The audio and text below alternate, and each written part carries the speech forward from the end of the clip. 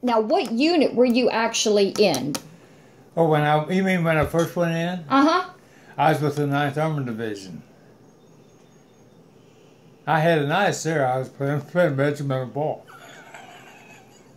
Oh! Yeah, I played regimental ball, baseball. With the 14th Armored Regiment. See, they had their team picked out of the 14th Armored Regiment. And that's when I played again in Topeka, Kansas. I played again Pete Reeser, Ken Heinzman, George Archie, Frank Crispy, Joe Cannonberg, and some more out of the American Association. And these boys just come out from playing the World Series in October of '42. They was in there too. So, this is 43. Summer of '43. I'm talking about now. And you went out to California at some point for some training? Yeah, I went. After the Camp Funston there, we took our basic training in Camp Funston, see, and then they took I forget what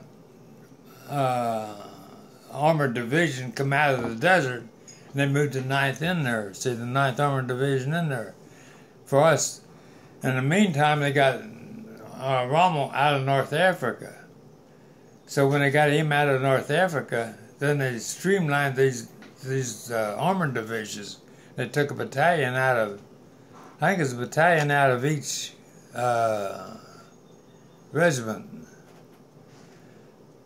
And they made a special group out of them, see.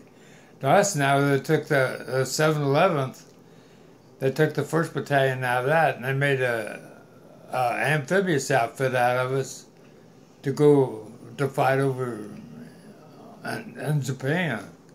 But the 9th now, they went on over there, and they was come in on Normandy and the Battle of the Bulge and all that. And I started to tell you that the Sergeant Lorenz and the Sergeant Dyke, when I'm headed downstairs, it was non-coms in charge of the floors on these barracks, see. They had 2 floors of barracks here, you know, where people slept. Uh-huh. And, well, Paul, her brother was on the bottom, and I was on above it, there for Raleigh. And anyway, we took the amphibious training in Hawaii. That's what they sent us there to take amphibious training.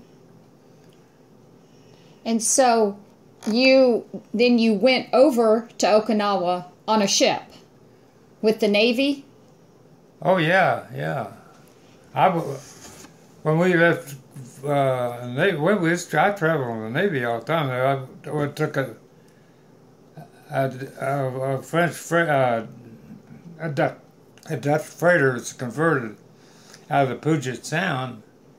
I went to Hawaii, and then I went on LST, I believe it was, 762. It had just come out of Pittsburgh, and they flew the thing down the High River and come over there, and they picked us up. And I was on that thing from Hawaii to Leyte. I think it was about 60-some days I was on that tin can floating around out there going over there. And that's where we went to Leyte. But Leyte was actually declared secure at the time I went in there. Okay, so tell me again now what happened when you landed in Okinawa. What's that? Tell me again what happened when you landed and got to Okinawa. You got there at like 3 o'clock in the afternoon? No. When we first got out, there wasn't anything around there. And boy, they just all come in together. They thought we was going to hit on the southern part of the island. All the forces they moved down there because they shelled that so hard. Well, we come around and come in on the west side of it, and that's where we come up into Kadena Airfield from. I thought we was going to hit it on the south side, but that's where we come in on the west side of it and went into Kadena. And I went in April the 1st, Easter Sunday, 1945. And the Japs, it was about 3 o'clock or 3:30, something like that. I just don't know the time anymore. I mean, time didn't mean anything to me then. But the Japs do everything they had us. I mean, there was Jap planes all over the place. That's when I was telling you about that one strafing the beach. Tell me again about that one scraping the beach. And oh, what... he was down low to keep from drawing fire. See, and he was strafing the beach, just coming up through there. And you could see the sand. Oh yeah, you see the digging up the sand is hitting the projectors hitting the sand. You know, the sand is jumping. You just see it jumping all the way up through there. See. And you all were firing back? I wasn't. No, but Burgess was. He was battalion armor, and he had that 30 caliber machine gun mounted on the side of that Jeep. And you think he hit him? I know nobody else was shooting at him. He had to be the one that brought it down. So you watched the plane go down? Oh yeah, I seen it come down. It's about, roughly just, you'd say about 4 from here to Hills, or maybe a little farther up the beach, you come down on the edge of the water. And that was your first experience at seeing an enemy go down? Right, the first day you got there? Yeah. Oh, my first thing in the morning, there was about 8 o'clock in the morning. I got up, roughly, I'd say 8 o'clock in the morning, I don't know. The time didn't mean anything. And I thought I'd go up and see what was going on the LSM-13, see.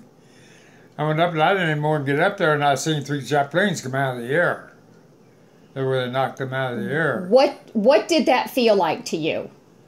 Well, you knew he was at war, that's for sure. You knew he was at war, that's for sure. So during your training, you knew, but once you got there, you felt it then. Oh yeah, well you didn't know what combat is until you got into it. They're around it. There were the dangers of it until you actually got into it. They can train you forever, and you don't know what that is until you actually get in and they're shooting at you or trying to take you out with artillery or mortar fire. You don't know what it is. So for somebody to say, I understand, if they haven't been there, they really don't. What's that? For me to say, oh, I understand, I really don't, because I haven't been there and experienced that. No, you wasn't in it. So you know and the same way the soldier, you take your training and all that, all through their basic training and all, but you don't know what it's like until you actually get into it. You don't know what it's like. You have a lot of fear to begin with, and then it's gone. It's gone. And just sort of... It's just a job thereafter. It's just a job thereafter. That Lenny back? Mm-hmm. Yeah. That's what it amounts to. And so your job was as a mechanic, but then you ended up in dangerous situations as a mechanic even. Yeah. Well, like Captain Ed and I went up there to go try to get that track back on that tank. See, he wanted your battalion maintenance officer, he wanted that tank in action. You know what it means to have a tank taken out. So. Right. And so he went up there to see what he could do about getting that tank back on again. Going on the road again. Uh-huh. But they didn't get it on until the next day. They took a wrecker up there and pulled it out. But you said you had to go like between the enemy and your soldiers and through the rice paddy. Oh, I was in between the 2 infantry lines. And you could feel the small arms fire going back and forth between the two? Oh, I could hear it hitting the tank on the other side of me there. Of course, our side wasn't going to be shooting at you. They knew, they could see who we were going across there. Right. And now, what about, you said at night? Did you get up out of your foxhole at night? Do what now? Was it safe for you to get up out of your foxhole at night? Oh, you didn't get up out of there because you got up and got to walk around and you get shot. Those were your orders to shoot anything moving? Anything moved on top of the ground, that was for about the first week of it. And after that cooled off a little bit. They could move around a little bit after night. Not very much, though. People know you was out there or something.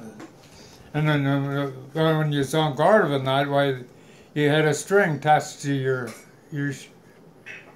collar, and then your different foxholes would pull that string to wake you up, and then you'd answer it back. See, and then you'd be on guard that for a certain time that night. You'd be two of them that was on guard, and you had 1 hour, and your buddy had another hour of watching for the 2 hours, see. And then you pull a string, wake somebody up on around farther, see, for another. Was there firing and things going on while you were sleeping, or did things sort of stop during the night? Things cut off pretty much at night. Once in a while, they open up. So pretty much everybody kind of went to sleep, and then in the morning, sun up. And there wasn't anything going on after dark much. The Japs would have those banzai raids at night. They're what? They call them banzai raids. What's that? As they get all drunk and that kind of stuff and get together and just try to rush the soldiers in these foxholes. But it was almost suicide missions. If the Japanese soldiers came into the foxhole, then of course you would kill them instantly. Oh yeah, but they'd never get to the foxhole. Oh. This one Okinawa soldier got in with Sergeant Hassan. Sergeant, he was right next to us, to him, and they was fighting for a hand, really. And Sergeant Hassan found up he was trying to give up, see. So this Japanese soldier surrendered to him? Oh yeah, in the foxhole. As an Okinawa soldier. And what's the difference between an Okinawa and a Japanese one? Well, Okinawa soldier, he would give up, and a Japanese soldier wouldn't. That's what I was telling you about. This guy here, he wanted to give up. What would the Japanese soldiers do? What's that? What would the Japanese soldiers do? You told me earlier with the grenade. They wanted to take you out. I mean, they do the last. They had that one hand grenade to pull you to them if they could get a hold of you. And take out them and you. And you, yeah. And they were willing to do a suicide. Oh to yeah, die. yeah. They go one for one every time. What was in their mind that they were willing to die? This was all for. That's all for the emperor. I mean, I guess it's going to heaven. And was that hard for you as American soldiers to understand that they would do a suicide just to take out an enemy soldier? Well, we knew that's the way they were trained. I mean, we knew that. But you all weren't trained that way. No, we wasn't. So it was hard to understand. We was on life preservation as far as we was concerned. Yeah. It's altogether different. So you saw enemy soldiers die, you saw American soldiers die. Oh, yes. Oh, yeah. Yeah, I see them.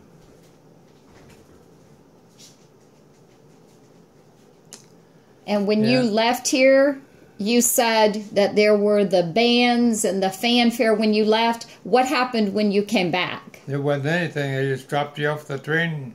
You took your duffel bag and went out, caught you a streetcar or a bus back to Government Square there, and then they come out and got to Delta and Eastern Avenue there, or 52. It was right on 52 where they all come up through there together. And Eddie Fisher recognized me, and he picked me up and took me to New Richmond, and Dad come to New Richmond and picked me up from there. And then what? You just sort of went back to your life and continued on. Oh, yes. There was no follow-up to say, how are you doing? How are things going? No. It was just like you did your time. You just turned you loose. They just turned you loose. And did you all kind of understand that was kind of, you served your country, now you're done, now you go back to your civilian life? Yeah.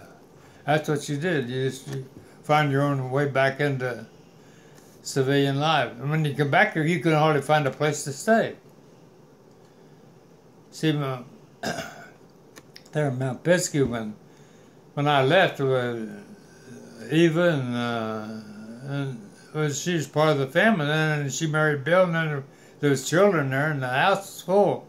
I didn't have a place to go, really. So where did you go when you came home? I went with my sister for a couple of weeks. as you sort of tried to find your life again after 4 years. What's that? You had to kind of find your life after 4 years way. because you weren't married yet. Yeah. So well, anyway, I went to Richter's right away. So when I got back, I went in there on Friday. I don't remember what day it was. It was a day or two after I went into Richter's to see about going back to work. See, and they want me to come in the next day, and I said, no, I'll wait to the Monday afterwards. See, and I actually had a room rented in a hotel down there to stay on 6th Street to stay there, and then I gave that up, and I stayed over at Burton's for a few. I mean, you knew how it is.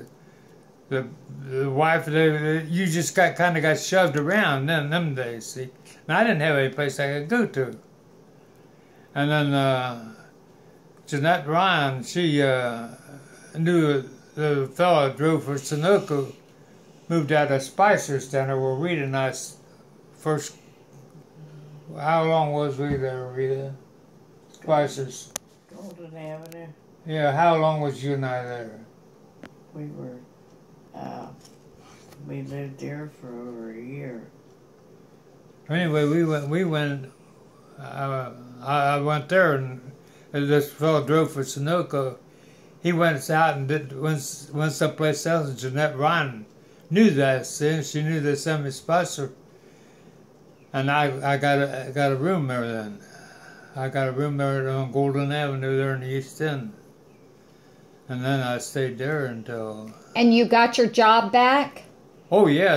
I went to Richter's, I don't know, it was a day or two after I was out of the Army. I mean, I was ready to go back to work. And they wanted me to come in the next day, and I'd wait till the first of the week.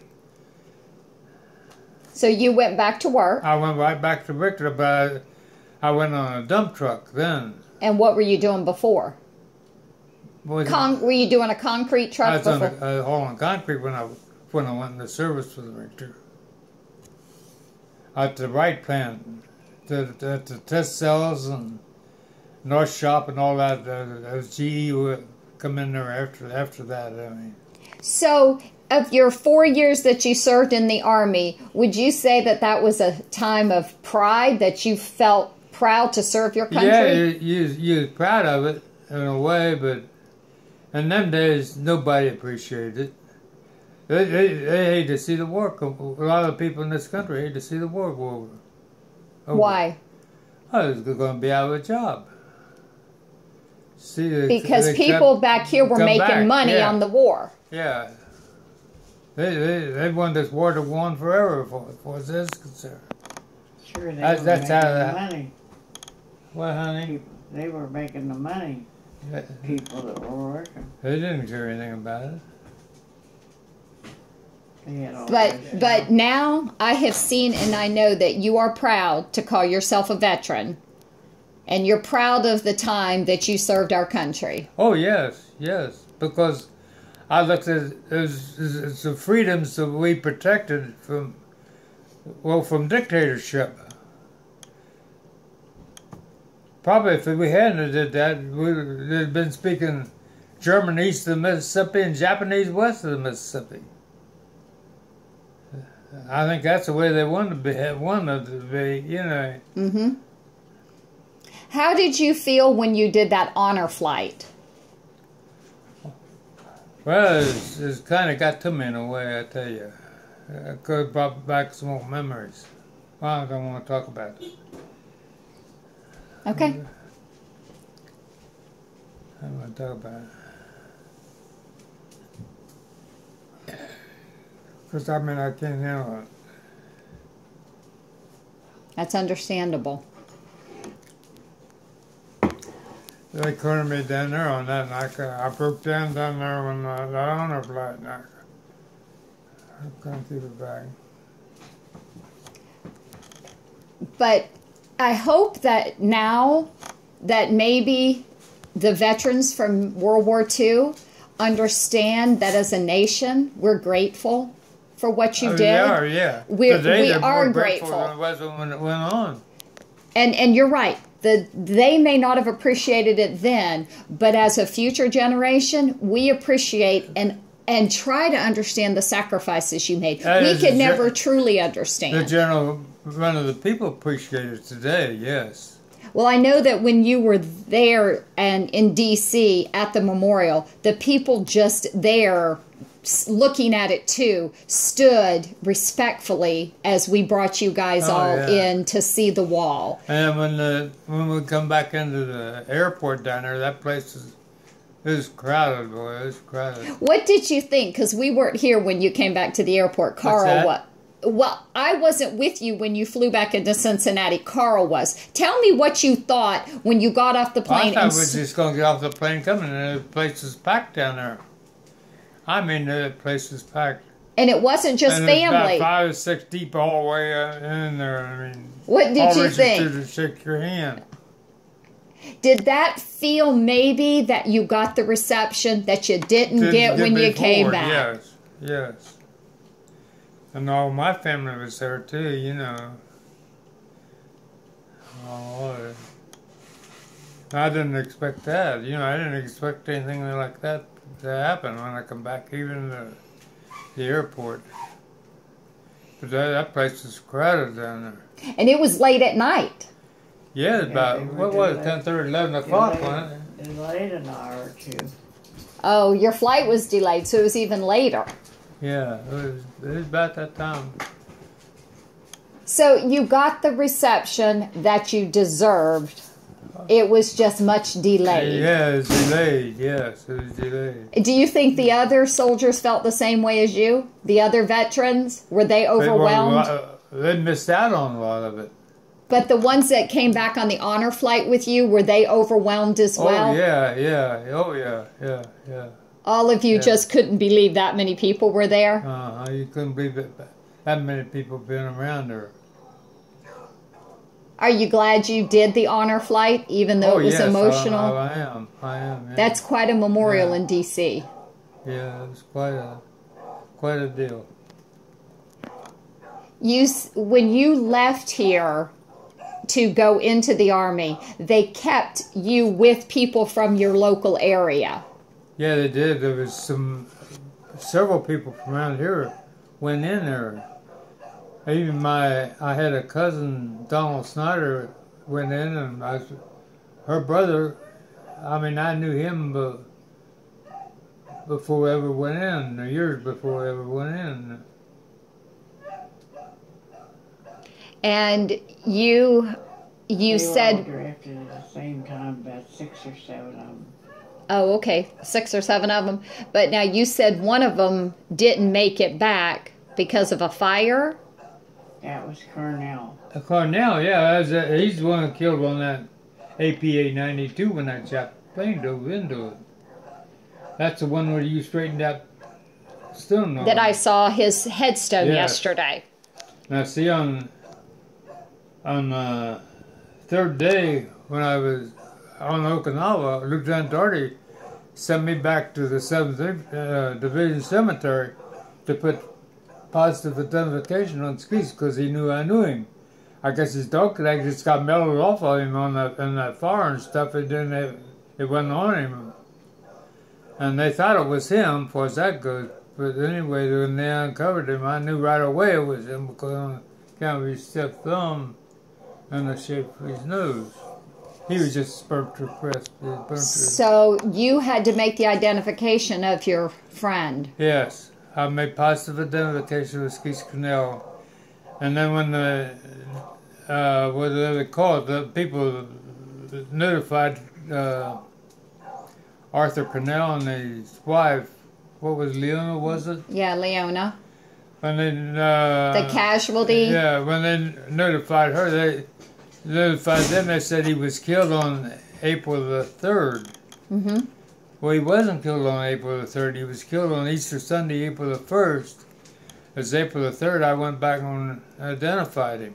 He arrived the same time as you on Okinawa, or was he already there? We all come in there together. He died the first day he got there? Yes, he died. He never got to land. He was killed right on that ship. See, the Japs knew. Well, they hit the ship down. I think it was hit in Leyte when they went in on Leyte. This APA 92 was hit there, and they repaired it, put it back, and then it was, or unless it was hit on Luzon. That thing was into it all the time. See, and it's carrying Army personnel, and there's a good bit of rank on it. And they knew that, but them Japs was picking it out, and I mean, that's probably what caused them to hit that ship, get into that ship. So did you talk to his parents when you came home? Oh, yeah. And they were looking for me. They was looking for me. And you brought back the dog tags? Oh, no, no. I didn't bring anything to them. They wanted to see me. They thought I knew more about it. Well, I did know more about it. I didn't tell them. I didn't tell them. I lied to them. What did you tell them happened? I told them he just killed an enemy fire. I was right, but I knew how he was killed, though. I knew what happened to him. You didn't want to tell him that he was burned? I couldn't tell him he was burnt to a crisp, but I wanted them to remember him as he was. And his body was left there, or was it brought back? It wasn't brought back then. He was buried in the 7th Division Cemetery on Okinawa. They just to have a dozer to shove out a long trench in the backhoe to dig out a place for each soldier in that depth of it, and they put him down in that, and then they cover him back over. Then they dig him back up when they want to bring him back here. So he was brought back eventually? He was brought back a year or two later. February. February of 48. 48 was it? February of 48 he was brought back. Brought back, yeah. That's when I got And I was pallbearer then, see. But I never told them anything. And when it was trying to get this Ohio Township trustees to take over this cemetery at Mount Pisgah, I was in on that. And I met that principal, or that preacher over there, see. And I didn't know him at all, see. But anyway, he said, he found out I was on Okinawa. He says he had a cousin killed on Okinawa. And I said, yeah. I said, it wouldn't have been Kevin Cornell, or Skeets Cornell. Yeah. But of course, he was killed years before this boy was ever born. This preacher was ever born. See. Oh. And he's the first one I told the difference. What happened to Skeets? You told him the truth. Yeah, I told him what happened. And I went over to Claremont Mercy Hospital, met some more cousins over there. And they asked me where I was at, and I was Okinawa, and they said they had a cousin killed on Okinawa. And it was some of the same families, see. And I told them the difference over there, too. Because all these people was born probably 20 years after he was killed. Oh, okay.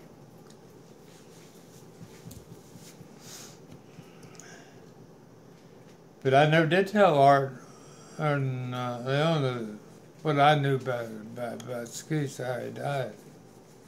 I couldn't tell him.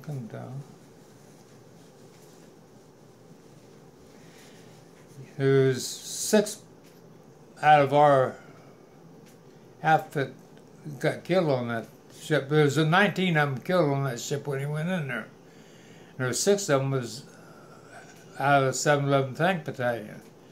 And there was 2 of them was out of maintenance. There's Urban Lyons. That's the Urban Lyons, Bright, Cornell, Childish. I can't remember. There's Bright, Urban Lyons, and Childish.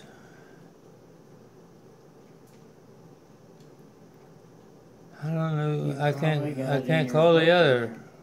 I know there was 6 of them killed.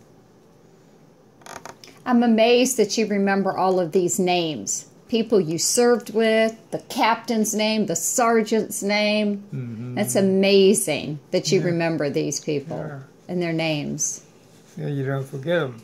You You do. shall. You do forget a lot of them, though. I mean, you can't keep them all, but some of them really stick with you on the things that happen. See. Mm-hmm. A lifelong. Oh yeah, another one was that Chisholm. He was also killed on that. Yeah, I believe he was the one. Who's another one was killed. All young guys in their 20s. Oh yes, they were young. Most of them. Oh, Irvin Lyons. He was older. He was probably 31, 32 years old. How old were you when you were drafted? I was 21. So you were actually older than some of them. Oh, Some of those yeah, young guys yeah, were yeah. 17, Oh, 18. There's They took me after there's 21. World War II soldiers about 6 or 8 years younger than I. That served in World War II. Because some of them went in there at 18. You see. Mm-hmm. Some of them volunteered and they'd get their diploma if they went on in. So they went on in instead of A lot of staying these there for boys come out of graduation. high school. They volunteered, boy, and they went. They trained them a little while, and they sent them over. They was killed 3 months after they was in there. Who was that? Bill Munson was one of them, and who was that another one that got killed? Right, come out of high school. Gerald Howard or something. What? Gerald Howard.